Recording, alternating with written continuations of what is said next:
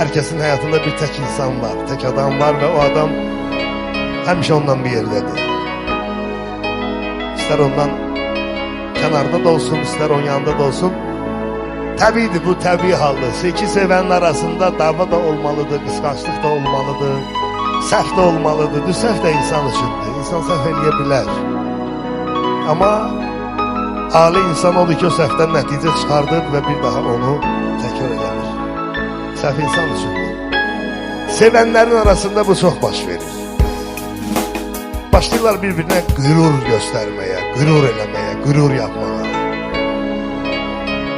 O qüruru bir dəqiqəlik qoysalar kənara hər şey düzəlir.